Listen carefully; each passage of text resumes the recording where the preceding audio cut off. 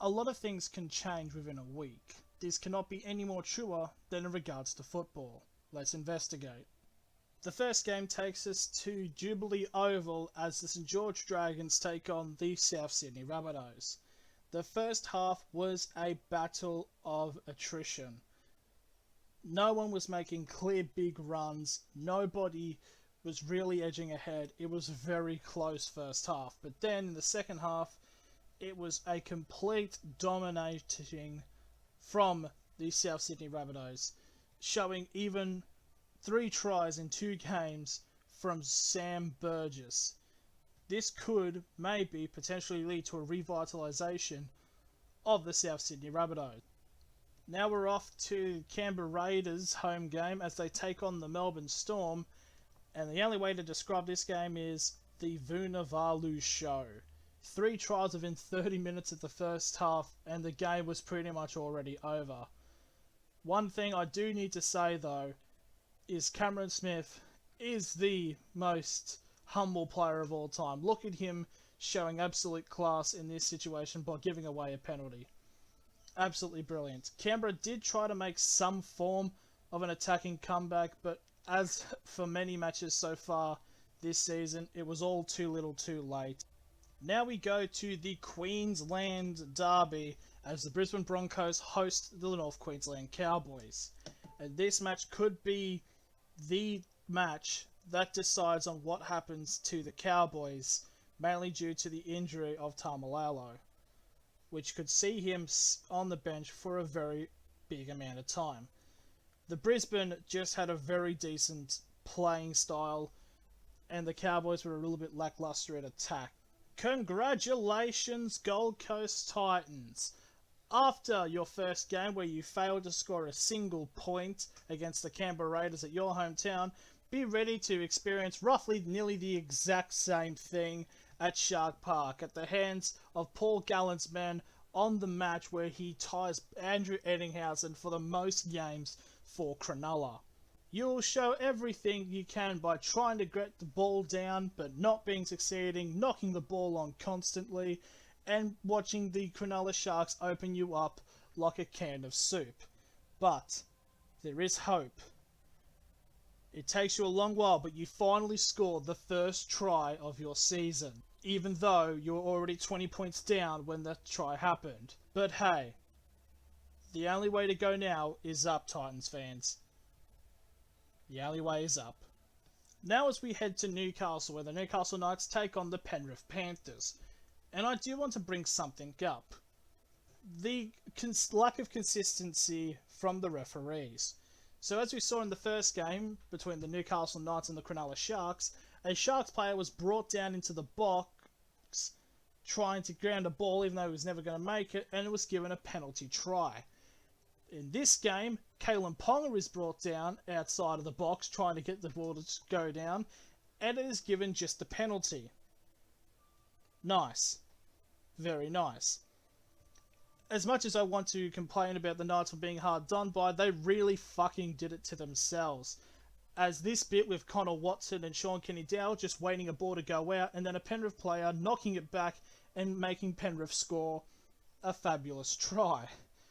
Sean Kenny-Dowell is the most inconsistent player in the NRL, and he needs to step up and can't be doing shit like this. This also happened to the Knights against Cronulla, but the only difference is the Cronulla try wasn't allowed because he knocked the ball over the player's head.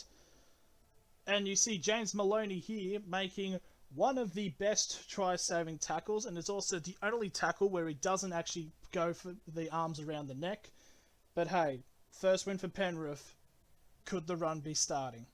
And now we head to Brookvale Oval. Lottoland. The worst name of a stadium I've ever heard of, as the Manly Warringah Seagulls take on the Sydney Roosters. The Sydney Roosters absolutely dominated the first half. They did pretty good despite the conditions. But in the second half, something happened. The Roosters went shit, and Manly was scoring tries. Yes, it was all too little too late regardless, but if there was like 10-15 more minutes to this game, the Roosters could have been in dire straits. And that's why a lot of panelists are calling their performance against Manly, who they should be dominating, as average, which is something you don't want being the defending premiers. In round 1, we saw the Canterbury Bankstown Bulldogs being torn to shred by a heavily motivated New Zealand Warriors team. Now they play against the Parramatta Eels, and they go off to a good start, going 10-0 up. Now all you got to do, Canterbury, is not fuck up and don't allow Blake Ferguson and the forwards to go through and break very easily and score easy tries. Can you manage that? Surprise, of course they fucking can't, because it's the Bulldogs. Parramatta ripped them to fucking shreds. Like, it was shocking to see. Like, I know Gladys Berejiklian was elected yesterday, but fucking bring the stadium down right now. Like, the Bulldogs have already just destroyed any prestige of the stadium now had with that kind of performance, as they blow a 10-point lead and end up being nearly 20 points down. Like, it was actually hilarious to see. And that's why, Bulldogs, you're currently now bottom of the ladder with like a plus 50 difference against you. Another season, lads. Now we head to Campbelltown for the final game of the round as we go to see the West Tigers against the New Zealand Warriors.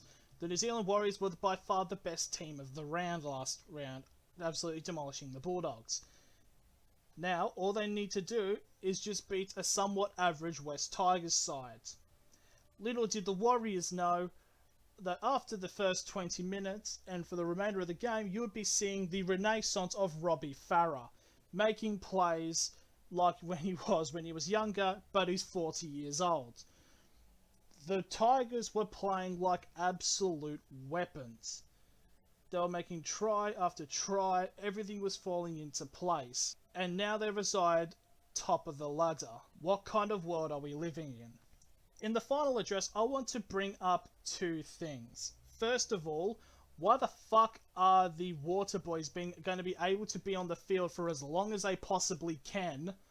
Like Alfie Langer trying to relive the fucking glory days while staying on the field for half the game. Like, seriously, there's no need for them to be on the field constantly. Like, I know that the players need to quench their thirst, but it just gets ridiculous when you see Langer at some parts getting in the way, and there's other people who do this, but I'm only picking on Alfie Langers because he's done this for years, but now everyone's starting to copy him. And secondly, is this thing from the Sharks-Titans game, where a Titans player is trying to ground the ball, and then two players come in tackle with their legs coming through, kicking him right in the head. I'm sorry, but how is this tackling technique not illegal?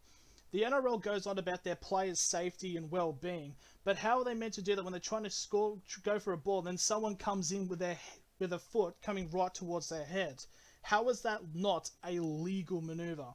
They try to get rid of the shoulder charge because it impacts players' heads and causes brain damage in the later parts of their life, but how is a foot to the head not counted?